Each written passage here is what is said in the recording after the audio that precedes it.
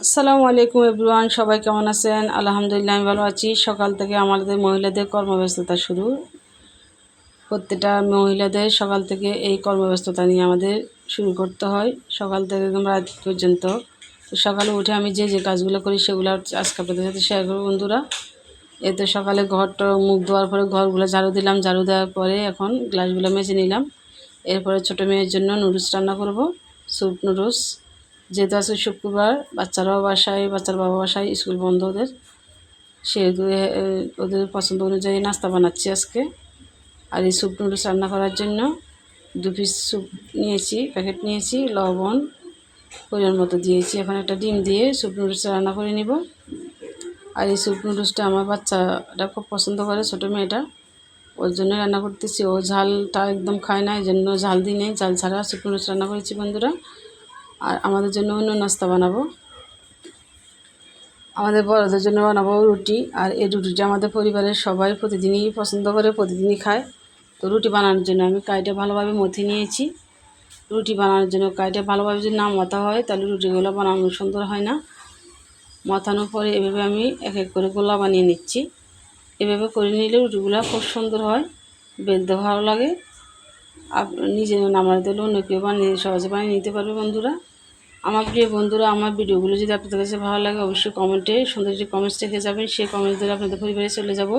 আর Facebook প্ল্যাটফর্মে সবাই video দেখবেন, সামনে যে ভিডিও আসে সেই ভিডিও দেখার চেষ্টা করবেন, দেখে সুন্দর একটি গঠনমূলক কমেন্টস করবেন। তো হয়ে গেছে আমার মথানো, এখন আমি রুটি বানিয়ে নিচ্ছি।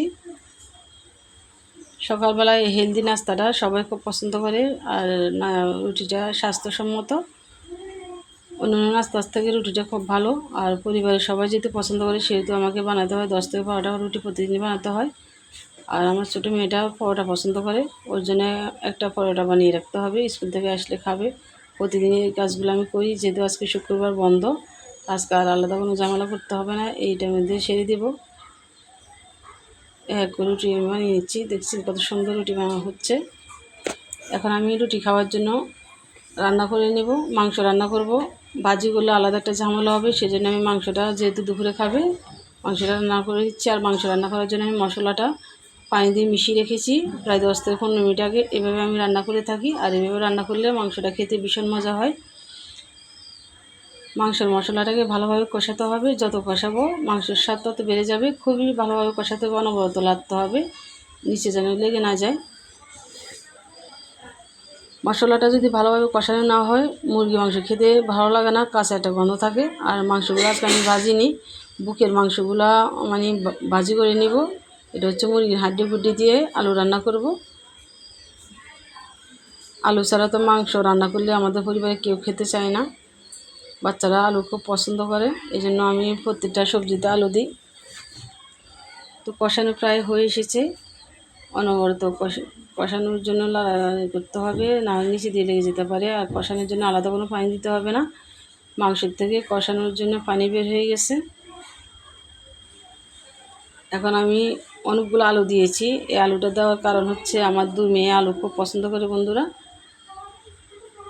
কার কার বাচ্চা আলু খেতে পছন্দ করে, আর যে কোনো বাচ্চাই আলু খেতে ভীষণ পছন্দ করে। আর এদিকে আমি আবার চিকেন ফ্রাই করতেছি। বুকের এই মাংসগুলা রান্না করলে ওরা খেতে চায় না, তাই এভাবে ফ্রাই করে দিলে বাচ্চারা ভীষণ পছন্দ করে। কেমন হয়েছে বন্ধুরা আজকের আমার রান্নাটি অবশ্যই কমেন্টে বলে যাবেন। সবাই ভালো থাকবেন, সবাই ভিডিও দেওয়ার চেষ্টা করবেন। আসসালামু আলাইকুম রহমতুল্লাহ বারাকাতু। সবাইকে জুম্মা মুবারকের শুভেচ্ছা। দুপুরের জন্য রান্না হচ্ছে, সবাই ভালো থাকবেন। ভালো লাগলে একটি কমেন্টস, একটি লাইক, শেয়ার করে দিবেন। আল্লাহ হাফেজ।